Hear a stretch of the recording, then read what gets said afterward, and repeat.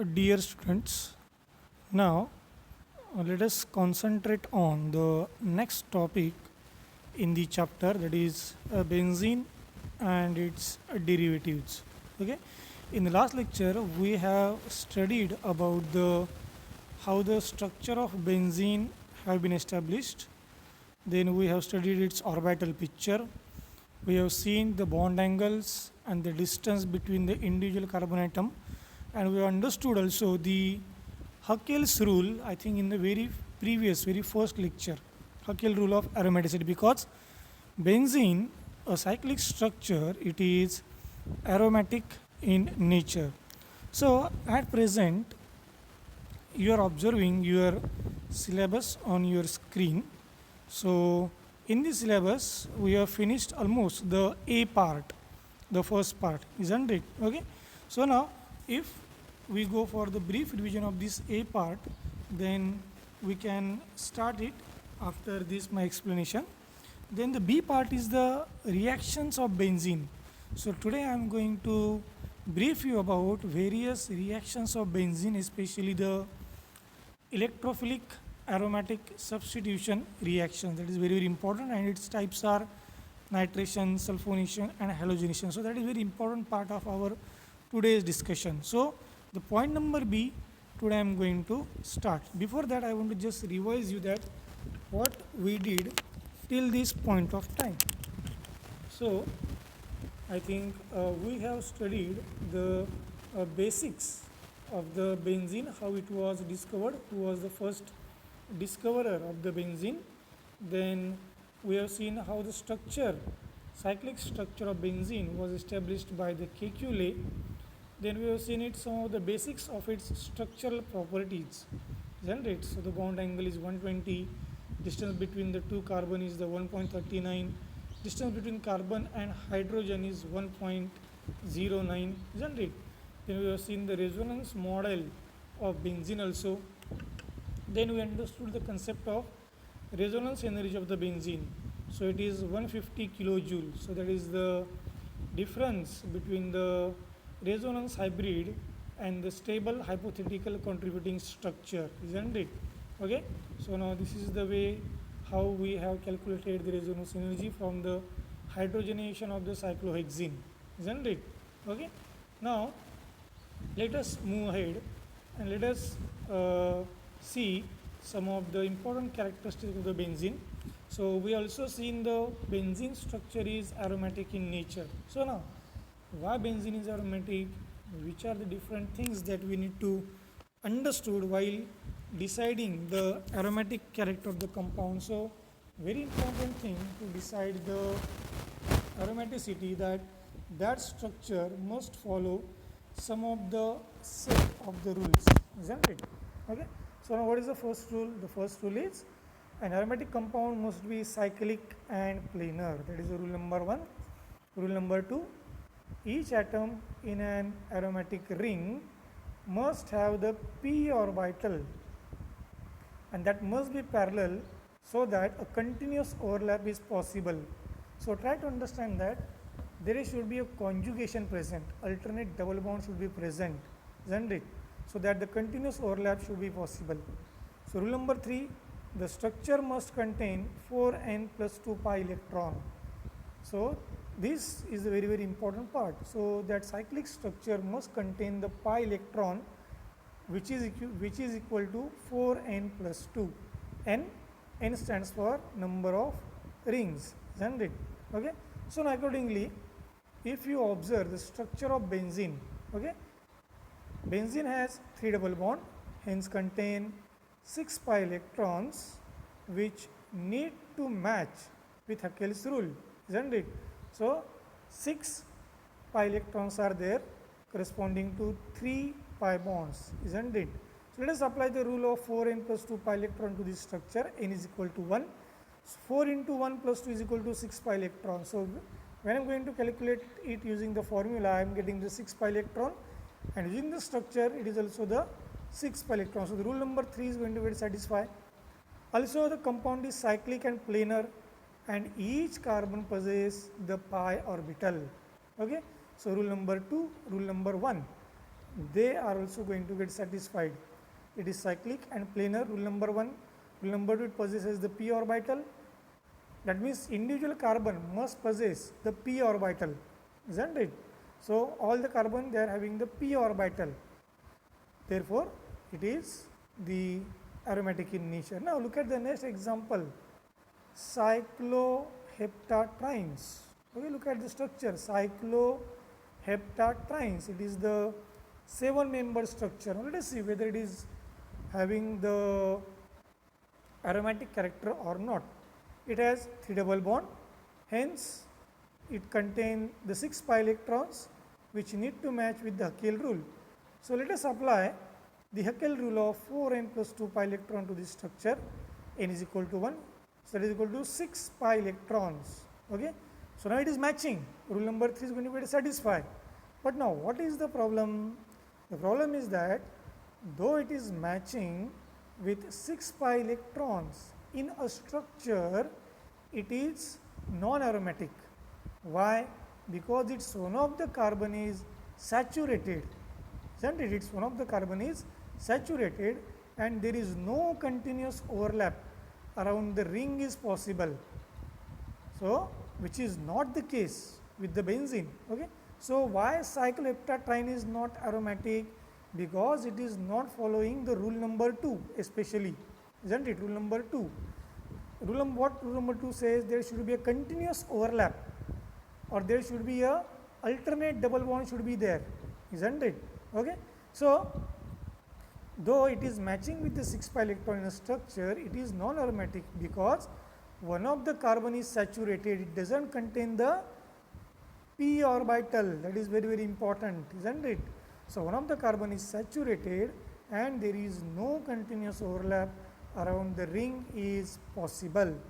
Therefore, cycloheptatrine, it is not aromatic. Okay. Let us take the next example, the cyclooctatrine. Okay. Let us see.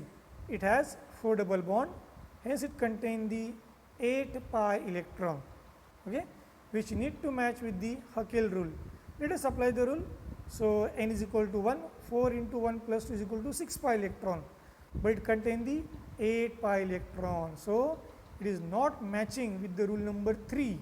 So, it is non-aromatic. Also, this structure is not a planar structure. It is a tube-like structure. Okay. So, it is a tube-like structure. So, that is another reason why cyclooctatrine is not aromatic in its nature. So, these 3 rules, okay, these 3 rules should be complied by your structure.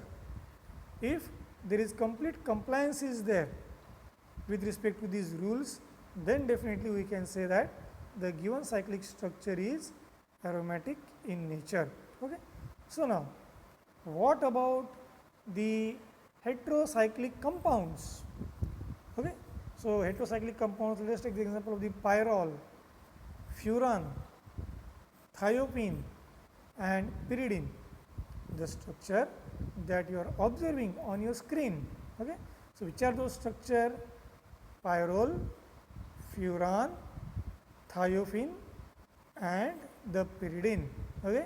So, now all these structures are aromatic in nature, okay, because these structures are cyclic in nature, they are planar and they are having or they contain or each element of this ring contain the p orbital, isn't it? And a continuous overlap is possible. So, therefore, what we can say, all these heterocyclic structures, they are aromatic in nature, isn't it? Okay. Now, this was a brief revision of what we did till the last lecture, isn't it? Now, let us focus on now the today's topic. So, today's topic is the reactions of benzene. Okay, reactions of benzene. So, now if I want to categorize the different reactions of benzene, I can classify them in three types. So, the three types of the reactions are the electrophilic substitution reaction, then the then the addition reaction, and then oxidation reaction. Okay, so these are the three important types of benzene which it displays, isn't it? Okay, so now the in our syllabus we are mainly having the electrophilic substitution reaction like nitration, halogenation, and substitution. Okay, in your syllabus they have not given the specific type of the reaction, that is the nitration, halogenation, substitution, they are coming under the electrophilic substitution reaction. Okay, so we need to understand this thing. They in syllabus, the name is only given nitration, halogenation, substitution, Friedel-Crafts alkylation, acylation, isn't it? So amongst these reactions given in your syllabus, the nitration, halogenation, and substitution, they are the electrophilic substitution reaction, isn't it? Okay, so now accordingly we have to observe these reactions in details. Okay, now before going to start the reactions of benzene, we must know which are the basic or which are the important properties, physical properties, especially the physical properties of the benzene, isn't it? So now let us concentrate on the some of the physical properties of the benzene. So benzene, it is a colorless liquid with a boiling point of 80.1 degrees Celsius. Melting point is 5.5 degree Celsius. So it is insoluble in water and lighter than water. It is immiscible with ethanol. Okay? It itself is a good solvent. So therefore, in the previous time, till its carcinogenic potential was not reported, it was frequently used as a solvent. At present, we are not using benzene as a solvent to run a reaction which is designed to synthesize the drug, which is designed to synthesize the API, isn't it? So most of the API, for example, aspirin that was synthesizing in a lab, it is the API, active pharmaceutical ingredient, isn't it? So while synthesizing any API, we are generally not using benzene as a solvent. Okay? So the vapors of benzene, they are toxic and produces the unconsciousness, and benzene burns with the sooty flame. Okay? So whenever you take the benzene on your spatula and keep on a heat, isn't it? Or if you are going to heat it on a copper foil, you will get the sooty flame, isn't it? You will observe the black smoke over there. So these are some of the important physical properties of benzene. Okay, we need to understand these physical properties before we have to focus on the reactions of benzene. Okay, so now first we are going to concentrate onto these nitration, halogenation, and some of the substitution reaction. Okay, so these three reactions, they are coming under the electrophilic substitution reaction, which is a very broad type. Under this broad type, we are having nitration, halogenation, and substitution reaction. Okay, or not, so we can say sulfonation, not substitute, is the sulfonation. Okay, so now let us look at this reaction. Okay, so these three important reaction I have represented on your slide. Okay, so the most characteristic reaction of benzene or the aromatic compound is substitution at ring junction. So when I am going to substitute, for example, X means chlorine, bromine, iodine, that is halogenation. Okay, so your benzene is there. Look at the reaction. So on the benzene, I have drawn one hydrogen wherein the substitution is going to takes place. So that hydrogen is going to get replaced with the halogen. Then that hydrogen is going to get substituted with the nitration or nitro group. Then that hydrogen is going to get substituted with the sulfonate group, SO3H, that is a sulfonation reaction. So it is a substitution reaction. It is a substitution, means what? replacement of the hydrogen onto the structure of benzene with these different electrophiles. That electrophile will going to take the form of either halogen or either nitronium ion or either the sulfonium ion. So these are the electrophiles. These electrophiles, they are going to get substitute onto the structure of benzene. They are going to substitute the hydrogen. Okay. So these three important reactions, they are in our syllabus: nitration, halogenation and sulfonation. Which are those reactions? Nitration, halogenation and sulfonation. Now this electrophilic substitution reaction, they are having one generalized mechanism. Okay, a generalized mechanism. That means when you are going to substitute either the halogen, either the nitronium ion or either the sulfonium ion, the reaction followed will be like this. The reaction followed will be like this. So this is called as the general electrophilic substitution reaction mechanism. Okay. So now what mechanism these reactions are following? What mechanism these reaction is following? So your slide shows a generalized mechanism. So the structure of benzene is there, then there is one, what you can say, the chemical compound is there which consists of electrophile and nucleophile. E stands for electrophile, Nu stands for nucleophile, and this chemical compound is going to get react with benzene in presence of catalyst to form substitution product. Now if you observe your product, that is the substitution product, the hydrogen is replaced with the electrophile. Therefore the name is electrophilic substitution reaction. Getting the point? Okay. So let us look at the mechanism of these electrophilic substitution reaction. So keep in your mind, if you are going to study either the nitration, halogenation or sulfonation, the mechanism of formation of substitution product will remain, which is shown on a given slide. Okay. So it consists of essentially the three steps. Formation of electrophilic substitution product has three steps. Okay. So first step is generation or formation of electrophile.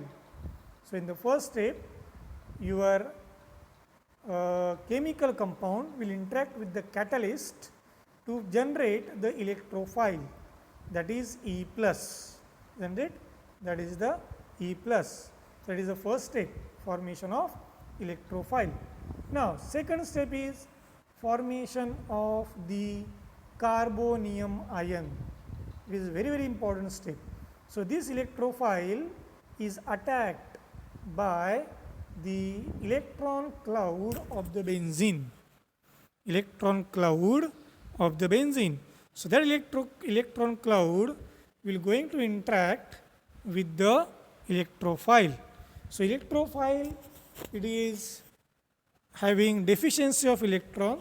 So the pi electrons from the benzene, they have been utilized to form the sigma bond over here, isn't it?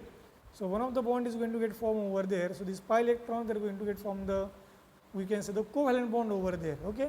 So now when that two electrons are utilized for the bond formation, the adjacent carbon atom will feel the deficiency of the electron and it will acquire the positive charge. Okay.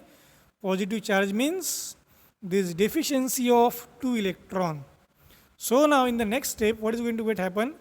The charge bearing structures undergo the resonance stabilization in a same step. Okay, in a same step. So resonance stabilization is going to occur into that structure for the stabilization. Now the last step involves the loss of hydrogen in the form of proton. So that hydrogen in the presence of the nucleophile and the catalyst will donate its electron to the ring and will leave as a proton. Okay. Actually, in this case, that nucleophile can be act as a base, because that is going to abstract that hydrogen in the form of proton. So now, as soon as that nucleophile catalyst complex will going to abstract the hydrogen will give its electron to the ring, and now there is formation of the substitution product. Getting the point? Okay. So now this is the generalized mechanism of electrophilic substitution reaction. Okay. So now in our incoming interaction, we will going to observe the exact mechanism of nitration, sulfonation and halogenation, isn't it? So that mechanism is going to follow this generalized mechanism only. Okay. So till that time, you will just have to refer this my video lecture, and in the next lecture we will have the interaction as well as some of discussion of all these points, isn't it? Getting the point? Okay. So now till that time, take care of yourself, don't go outside, and if you are having any discomfort, you can kindly consult your doctor. But before that, you have to take care of yourself and your family members, isn't it? So I am going to end my lecture at this point.